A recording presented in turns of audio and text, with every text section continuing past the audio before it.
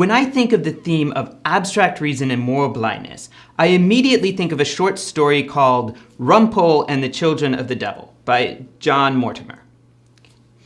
John Mortimer wrote a series of really entertaining short stories about an English barrister, lawyer, named Rumpole. And his main group of clients was a group of, you could say, working class London thieves known as the Timsons. Right? A generally cheerful and benevolent group of people, but they made their money through petty thievery, right? Not hurting anyone, right? But stealing things. Now, their sort of arch enemies, right? Their arch rivals were a family named the Malloys, right? Who were also London thieves. And this is set in the 80s and 90s, or 1980s and 1990s. In Rumpole and the Children of the Devil, one of the Timson children is taken away from her parents. Why is that? Well, somebody was basically got a bunch of sort of demon picture masks, right? And put it on and told the children to dance around or something, apparently some kind of satanic ritual, right?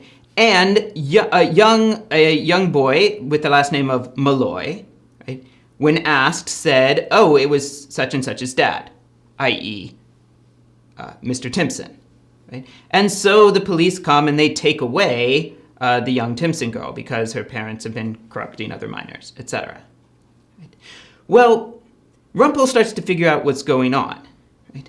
And at one point, he says, right, at the hearing, he says to the social worker, did you realize that the Malloys were longtime rivals and enemies of the Timsons? And she said very confidently, no, I wasn't aware of that. It wasn't in my files.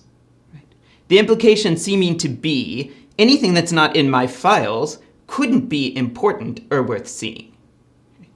So in this scene, okay, Rumpole, right, is basically critiquing a certain sort of bureaucracy. Right? Here's a bureaucrat who has her categories, her files, her studies, her observations, right?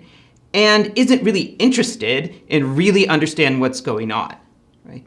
And he's also tied in there, he does a sort of contrast between the very earthy Timsons and this very prim social worker, right?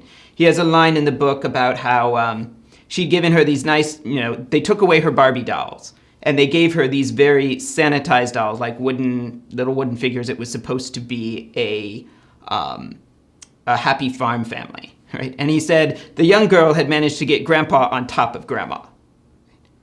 Now, I mention that detail because he's trying to draw this contrast, right? Here's this very earthy, down-to-earth family, right, who's completely misunderstood by the very prim middle-class social worker, right, who again seems to be assuming that there's nothing outside of her categories for analyzing things that needs to be seen.